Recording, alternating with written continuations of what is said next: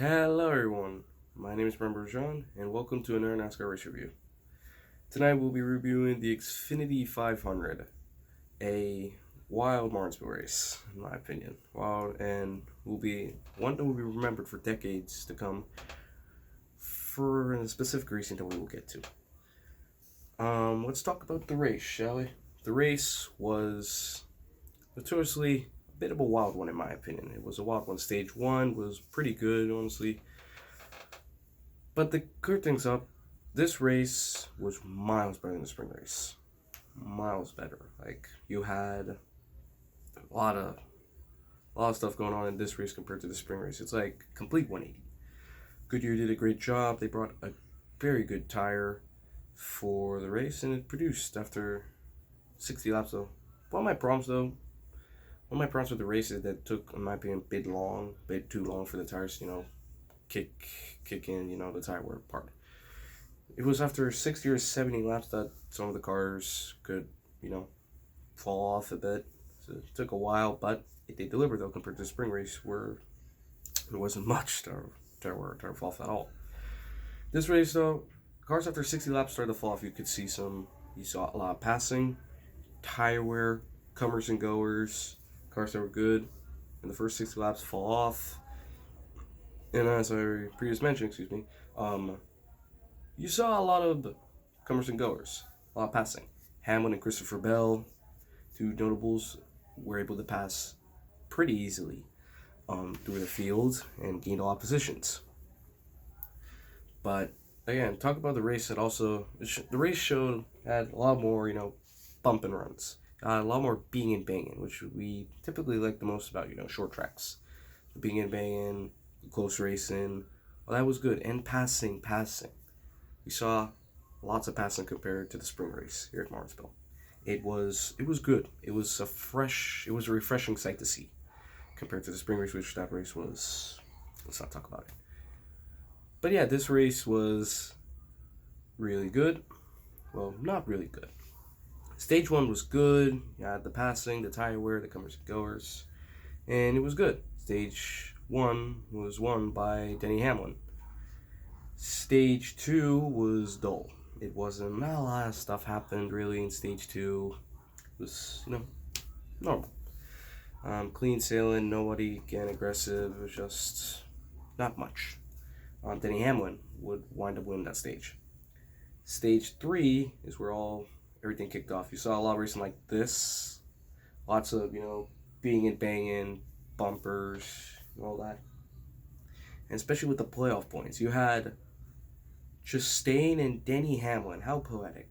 Ross Chastain and Denny Hamlin fighting for the last playoff position at Martinsville. It was great. Considering everything those two have gone through this season, Chastain and Hamlin were fighting out for the majority of the day for the last position, and that was great. Briscoe was there at times. Briscoe was leading early in the race. Or no, he was leading parts of the race. And he could have maybe had a shot to win, who knows? But at the end, tire wear came into effect and ruined his race. And he would end up finishing 10th, I believe. Yes, he did finish 10th. But again, the majority of the race was wild in stage 3. It was a bit dull at the beginning, but in the second half, it got better. It was getting better and better. You had Christopher Bell leading from Ryan Blaney, two guys who needed to move on by winning the race to move on to the Final Four, which was definitely intriguing. You had, again, the battle between Chastain and Hamlin. You had drivers wondering when they could make a move. Elliott, Larson, Wiley, and Larson both had really good cars. They both led a lot of laps. Larson led 68 laps, respectively. And Chase Elliott, though, I don't really remember. I don't think he led any laps, to be fair. But he did show that he had a good car. He had a pretty good car. I think Elliott did lead some laps. He did lead a vast majority of laps. If I'm correct, around 54, or maybe confusing with our driver. But, yeah, he did pretty good. You had our drivers like, again, Briscoe, Denny Hamlin. Denny Hamlin led 203 laps the most of the race. He did good. He did pretty good. But, spoiler, he did not make it to the next round. Unfortunately. There was a restart late in stage 3 due to landing castle. I think a brake rotor issue caused him to crash. Pit stops happened, late race pit stops. Front runners such as Bell, Blaney, Hamlin, Elliott, Larson pitted.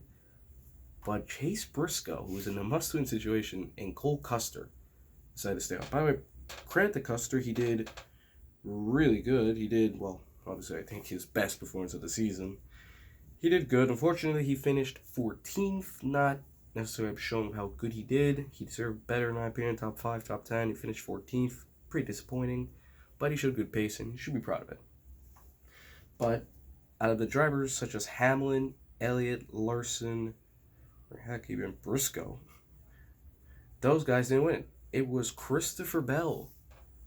He does it yet again. Christopher Bell wins again when he needs to win the most. He won at the Roval when he needed the most. He wins at Martinsville to move on to the Final Four. Definitely a clutch performance. Another clutch performance. He was on fresh tires in the late race restart.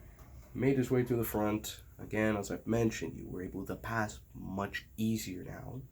And, well, showed good Bell all day. He was able to pass. He had a great car. And, well, he won it. An insanely clutch performance from Christopher Bell. I know. But now, let's go to the big talking point. Ross Chastain. This was one of the greatest passes in NASCAR history. Last lap, Chastain needs positions. He was, I believe, -4 or -2 behind Denny Hamlin. He needed to make positions to move on.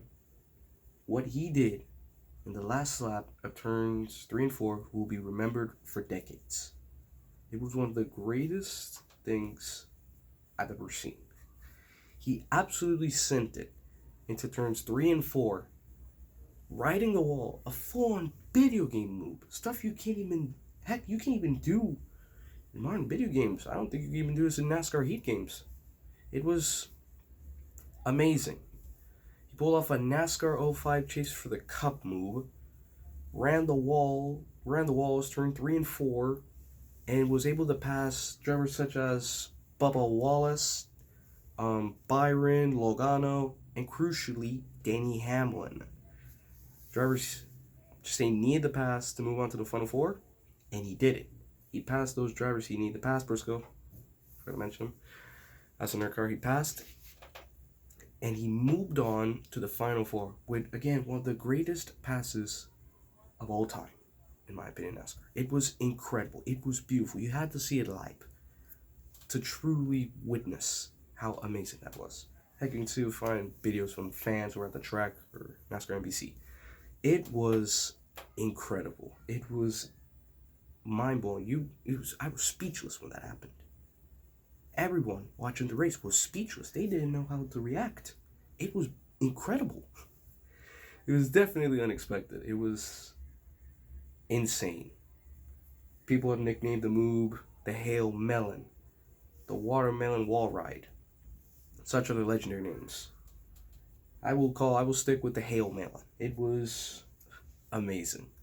Ross Chastain sent it, pulled off an incredible video game move, and moves on to the Final Four, joining Chase Elliott, Christopher Bell, and Joey Logano. Once again, just absolutely amazing. Biblical. It was textbook. And then for the 4 drivers eliminated, you have Chase Briscoe, Ryan Blaney, William Byron, and Hamlin. Denny Hamlin, at this point, you have to feel for the guy. He has to be cursed. To lose the Final Four like this, having your arch rival, who has wrecked you multiple times this season, and you have wrecked back in payback, to lose to your arch rival like that is definitely things that really makes you wonder, why does this have to happen to me? It's amazing. It's truly amazing. But yeah, rough break for Hamlin. Definitely, this is going to be a loss that will stick for him for a bit. It's going to sting a lot. It's going to stick for him for a while. Ryan Blaney out. Blaney didn't win a race this season, or hasn't won a race this season. And you need to win, you need to win to move on. in these playoffs, and well, he didn't win, and well, paid the price. He's out in the round of 8. Will he be? Yeah, William Byron. I mean, didn't do much all race. He was good in the season, but need to get that win. Need to get those points, in which he didn't get. He really wasn't doing much all race, so yeah. And then Chase Briscoe. To be fair, Briscoe shouldn't have gone this far, in my opinion. Heck, the fact he had a chance to win and move into the Final Four was amazing. Again, by the way, I forgot to mention this. The last 25 laps were amazing. You have to watch them. They were incredible. Best short track racing we've seen with the next gen car by far. But hey, Martinsville delivering. Who's surprised? But yeah, Hamlin, Byron, Blaney, and Briscoe. 4 drivers are out of the round of 8. Like I said, Briscoe, but I mean, credit to him. Briscoe out in the round of 8 when we all had him out in the, when we thought he would be out in the round of 12 for round 16. Nope, round of 8. Impressive. That's some credit to him. And, I mean, I could talk about so much about this race. This race was wicked. Despite stage 2 being dull, it was amazing. It was a great race. But to round off, we'll mention some race results. Christopher Bell wins, Larson 2nd, Blaney 3rd, Chastain 4th, Denny Hamlin 5th, Logano 6th, Byron 7th, Bubba Wallace in his return from suspension brings it home in 8th. Great performance. Chase Briscoe 9th, Chase Elliott 10th.